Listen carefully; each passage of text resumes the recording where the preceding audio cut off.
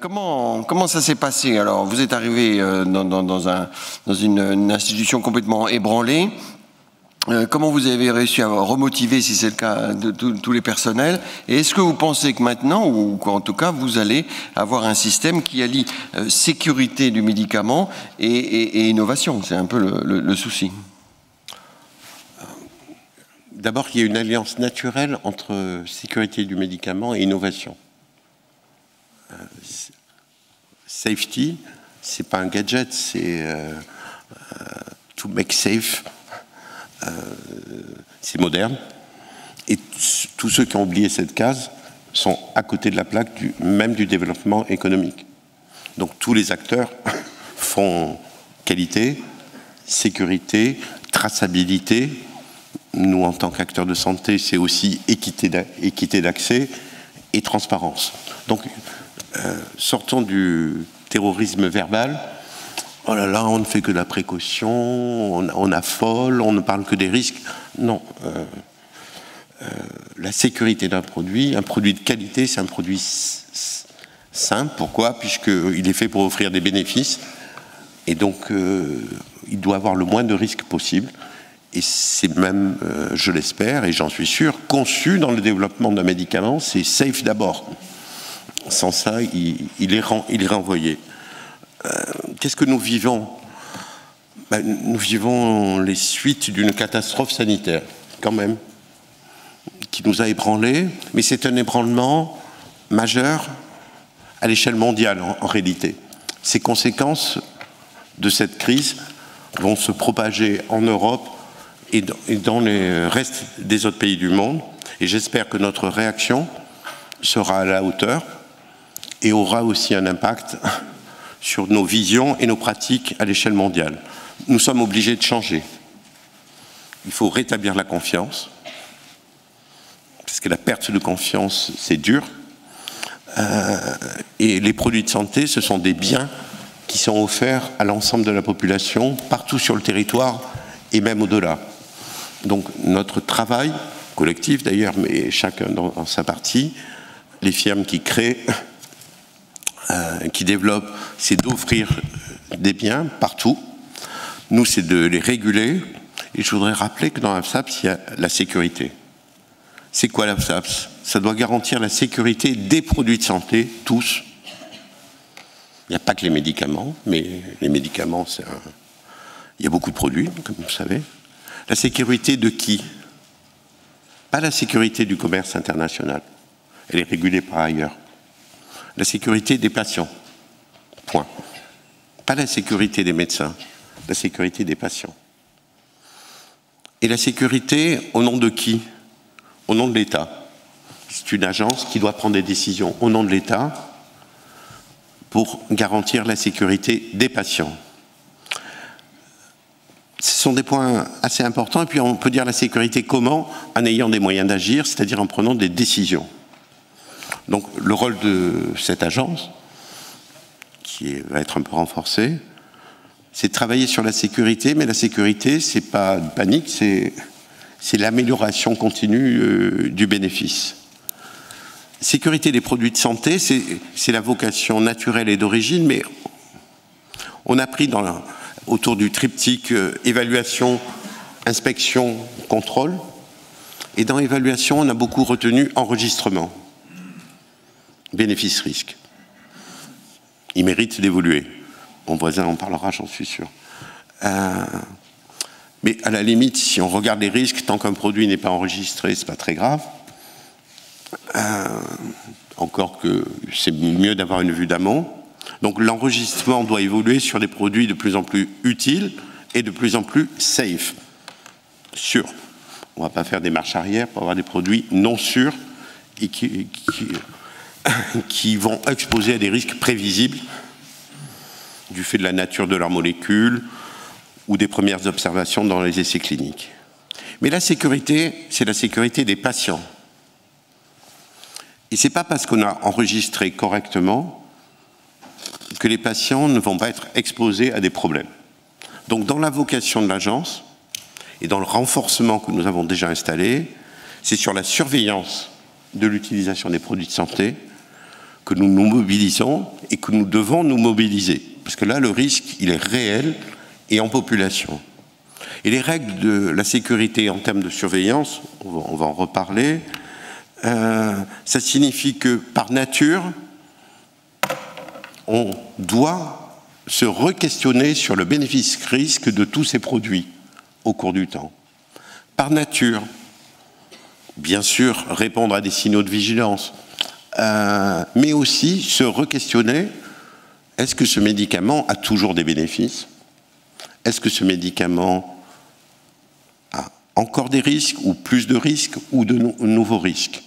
Puisque l'effet phénomène de stock fait que nous avons 3000 substances autorisées en France, 10 000 produits et 15 000 présentations. Donc, dans cet arsenal, avec sagesse bien sûr, les prescripteurs ou les utilisateurs puisent pour offrir du bien. Mais certaines de ces substances sont anciennes, n'ont pas été revues, certaines sont nouvelles, leur vision n'est peut-être pas encore très objective. Donc notre travail, c'est maintenant, dans la gestion du risque, mais c'est le même pour les firmes responsables, c'est au cours du temps d'adapter l'utilisation de ces molécules pour l'affiner en limitant les risques et donc en maximisant les bénéfices. Que les choses soient claires. Mais c'est un changement en profondeur. Sécurité au nom de qui? Au nom de l'État. Ah. Si c'est au nom de l'État, ça signifie indépendance. C'est-à-dire, on est indépendant des firmes. On est éventuellement indépendant des professionnels. C'est-à-dire que la décision ou l'expertise doit être une expertise interne où on instruit des dossiers par notre propre capacité. On instruit des dossiers qui nous sont présentés, mais on va aussi chercher des données qui ne sont pas présentées tout seuls. Ça signifie qu'on inverse le processus et que nous aussi, on doit avoir la capacité de soumettre à la question un produit dans son utilité, par notre propre instruction. Ça suppose évidemment du renfort de l'expertise interne, des moyens d'indépendance, c'est-à-dire de pouvoir utiliser aussi les services de l'État. Et nous avons vu que c'est possible, et la loi va permettre de le renforcer en utilisant par exemple les données de l'assurance maladie, pas pour étudier le coût des médicaments, mais pour vérifier qu'il y a des données de sécurité et que ce médicament n'expose pas à des risques en croisant des fichiers. Et c'est notre propre instruction qui nous permet aussi de prendre une décision indépendante, qui n'est pas contre les firmes, mais qui est la mesure du risque dans notre pays sur les citoyens. Excusez-moi de développer un tout petit peu cet exemple. Le risque, c'est le risque pour les patients. Donc bien sûr, il y a un risque universel à l'échelle mondiale, mais dans un pays qui n'utiliserait pas des médicaments, ou ce médicament, et qui a un droit de vote à l'agence européenne sur le dossier, il s'en fiche, il n'est pas concerné. Sur un médicament antidiabétique, il y avait 20 000 personnes qui étaient traitées en Angleterre et 200 000 en France. L'exposition au risque n'était pas la même. Les Anglais ont un système de santé que je ne qualifierais pas de meilleur, mais qui est différent. Et donc, dans l'analyse de leurs données, ils ne voyaient rien, puisque d'ailleurs, ils prescrivaient très peu, avec parcimonie, et avec des critères de sélection. Donc, ils ne se sentaient pas concernés. Et d'ailleurs, les firmes utilisent souvent la base de données anglaise pour ne pas trouver d'effets indésirables, puisque ce sont des prescripteurs remarquables. Ils remplissent quand même, il y a des médecins dans la salle, pour chaque malade qu'ils voient, ils remplissent des fiches avec une centaine d'items qui transmettent au NHS. Ça n'inclut pas des médecins de la région de Londres, par exemple. Donc il y a des biais, c'est une situation remarquable et idéale. Nous, quand on regarde la donnée de l'assurance maladie, on voit la vraie France. Et là aussi, sur la prévention du risque, est-ce que c'était dans l'AMM ou hors AMM? Je comprends que dans l'analyse du bénéfice-risque à l'enregistrement, c'est dans le cadre de l'essai clinique. Mais tout de même, en termes de risque, quand c'est hors AMM, c'est encore pire. Et la prise de décision, elle doit être faite, quel que soit l'usage du médicament, dans la vraie vie. Et sans attendre de faire la preuve que oui, finalement, si on l'utilisait dans l'AMM, et même si on l'utilisait intelligemment, ça serait très très bien. Puisqu'on agit pour la sécurité au nom de l'État. Donc nous devons avoir notre propre expertise, notre propre capacité d'investigation. Autre obligation, transparence. C'est dur, hein, la transparence. Puis bon, c'est un mot un peu vague. Mais enfin, en 2 mots, c'est pas de lien d'intérêt. C'est plus facile quand même. On respecte les partenaires industriels. Ils travaillent. Ils défendent leurs données. Ils travaillent aussi beaucoup pour avoir des données de qualité. Et nous investiguons de notre propre côté, on confronte. Mais on n'a pas des consultants qui sont en même temps des consultants de l'industrie. Sans ça, c'est n'importe quoi. C'est plus simple. Est-ce qu'on sera capable de le faire? Oui. Enfin, il faut le faire, parce qu'il n'y a pas le choix. Et je suis sûr que nous aurons beaucoup d'experts qui seront très contents de venir travailler dans une agence pendant quelques années, parce que c'est un travail important et qui sert la santé publique et qui donne beaucoup de connaissances. Et pendant ce temps-là, ils ne travaillent pas avec des firmes, parce que c'est quand même assez naturel. D'ailleurs, les vrais employés des firmes ne travaillent pas dans une autre firme en même temps. Combien vous allez recruter d'experts comme ça à plein temps ou non? Ce sera des universitaires ou... Pour moi, les experts, excusez-moi, je ne crois pas trop au statut d'expert. Je crois à la responsabilité des salariés de l'agence. D'accord? Et je n'ai pas un statut particulier d'expert dans les salariés. D'accord? Donc l'agence a besoin de plus de compétences. Toute agence ou toute entreprise, on peut toujours douter de ses compétences, ou même dans la presse. Mais notre boulot, c'est d'avoir suffisamment de personnes de bonne qualité et indépendantes, raisonnablement payées, qui fassent ce travail d'instruction et de surveillance. Ils seront payés uniquement par l'URSSAF, qui seront salariés uniquement. Oui, voilà, ça c'est plus simple. Et ça va de soi. Donc sur les 1000 personnes, si elles sont dirigées, soutenues, accompagnées dans ces démarches, puisque ça questionne beaucoup l'expertise interne ou externe, bon, il ne faut pas être non plus totalitaire. Il faut susciter aussi de l'expertise externe, simplement pour vérifier qu'on n'est pas complètement dogmatique et idiot, juste avant que prescrire nous tape dessus. Non, mais c'est son boulot. Quand c'est bien, on le dit. Et donc poser des questions. Mais pas poser des questions sur des décisions. Prenons l'exemple de ce médicament-là que je ne connais pas bien, puisqu'il n'était plus sur le marché quand je suis arrivé, le Mediator. Si on avait posé la... Vous avez lu un peu, non?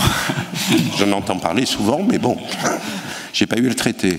Si on avait posé la question à un expert en pharmacologie, même s'il avait des liens d'intérêt, pour dire c'est quoi cette molécule, il nous semble que c'est une amphétamine.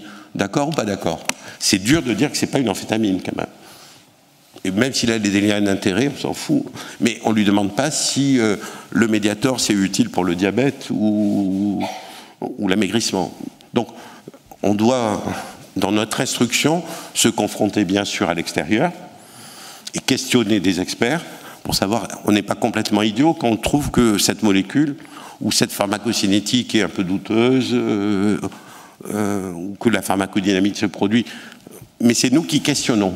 C'est pas l'expert qui instruit à notre place. Pourquoi? C'est tout simplement parce qu'on doit assurer la responsabilité. Sécurité comment? Ça suppose sécurité, c'est pouvoir prendre des décisions. Ça suppose réactivité, pas instruire pendant des années, de façon contradictoire. Et j'ai parlé des moyens que pourrait nous donner la loi. Capacité et même devoir d'informer. L'information, c'est une arme. Enfin, c'est une arme. C'est une arme normale. Quand on trouve qu'il y a un médicament qui est préoccupant, ben on en parle. Les firmes le font. Parfois, on leur demande de le faire, mais c'est à nous de le faire. Aussi, puisque ce n'est pas le même type d'information, ça n'a pas le même poids. Et nous parlons de sécurité, bien sûr, et donc d'optimisation d'utilisation. Et à qui nous parlons? Nous parlons à ceux qui prescrivent et distribuent les médicaments, en priorité les médecins, prescripteurs, les pharmaciens, et je dirais que par écho, le grand public. Mais parler d'abord au grand public, c'est embêtant, puisque que font les médecins, que font les malades? Ils vont voir leur médecin. Donc le médecin doit être informé, et informé en flux continu. Après, c'est dur de bien informer sans accumuler des informations. C'est ça le changement de pratique et le changement de culture. Donc l'ABSAP, c'est déjà en mouvement. Petit mouvement. Les commissions sont transparentes, filmées. C'est un changement profond, en fait. Ça change beaucoup de choses. Ça nous oblige à modifier nos procédures, d'ailleurs, puisque comme c'est transparent, l'avis de la commission va peser sur la décision de l'ABSAP. Il faut qu'elle soit prise rapidement et très éclairée. Elle peut d'ailleurs être indépendante. Nous avons pratiqué l'analyse indépendante de données publiques grâce à l'assurance maladie, et ça nous a permis de prendre des décisions. Alors je ne dis pas qu'elles étaient toutes bonnes, hein, toutes décisions, hein. Mais nous voyons qu'il y a des limites sur lesquelles on va revenir. L'ABSAP se restructure en interne profondément et rapidement. 1000 personnes vont être reclassées dans une nouvelle organisation à la fin du mois de février. Et dès la semaine prochaine, nous créons 8 directions produits, 5 directions métiers, et avec des personnes plus responsables des produits du début jusqu'à la fin. AMM, avant l'AMM, ATU, essais cliniques, enregistrement, surveillance, prise en compte, contrôle de la publicité, puisque nous avons ce type de responsabilité. Le but, c'est plus de réactivité, et ça intègre les aspects juridiques, réglementaires, d'évaluation et de surveillance. L'ABSAP se restructure aussi, et son budget prévisionnel adopté par le conseil d'administration pour l'année prochaine est un signe de restructuration. Les recettes viennent de l'État exclusivement, et ce n'est pas un pourcentage de chiffre d'affaires de l'industrie pharmaceutique. Je commenterai à ce point, mais il est normal que quand on agit au nom de l'État, ce soit l'État qui finance, qu'après que l'État cherche des recettes dans nos impôts ou ailleurs, les dépenses de l'État, elles viennent bien de recettes. Auprès de l'industrie. Entre autres. Entre autres. Mais voilà, je ne suis pas un expert de la taxe, mais en tous les cas, le DG reçoit son budget de l'État pour exercer sa mission. Ce budget est augmenté, ce qui dans le contexte est une décision politique forte. Nous attendons la décision finale, bien sûr, de la loi de finances, mais... En gros, vous aurez 40 millions d'euros de plus, c'est ça? 40 millions de plus, on passera de 110 à 150. Ça, c'est sur les recettes. Et sur les dépenses sont affectées en priorité aux priorités. Et les priorités, c'est quoi? C'est la surveillance. Surveillance avec plus de 12 millions d'euros sur la surveillance. Système de pharmacovigilance. Le réseau des centres régionaux, mais aussi en national, mais aussi étendu aux médecins traitants. Chose nouvelle aussi, un fonds d'intervention scientifique, pour qu'on ait aussi une indépendance scientifique, 10 millions d'euros, qui seront offerts à des projets orientés, quand même, sur la surveillance exclusivement, pour des chercheurs qui accepteront de ne plus travailler avec l'industrie pharmaceutique. Avant, ils n'avaient pas le choix, de toute façon, ils ne pouvaient travailler qu'avec l'industrie pharmaceutique, et sur des données publiques, sur la surveillance, plus une capacité de commande d'études publiques. Donc c'est un fonds d'intervention. Et c'est une des clés de la surveillance. Autre affectation budgétaire, l'information, pour avoir une capacité d'informer directement les médecins traitants, avant tout, et les pharmaciens, et une articulation de meilleurs travaux avec les agences. Donc la loi est en cours de discussion, comme vous le savez. Il y a des choses qui semblent acquises dans le débat, d'autres qui sont en cours de débat, et donc je n'ai pas à commenter. Je voudrais rappeler les grands principes de la loi, tout de même. Intransigeance sur la transparence et sur les liens d'intérêt. Intransigeance majeure, ce qui est un changement colossal. Pour l'agence, de nouveaux moyens d'agir aussi, c'est-à-dire la capacité de remettre en question un produit qui n'aurait plus d'intérêt thérapeutique ou qui aurait des effets nocifs.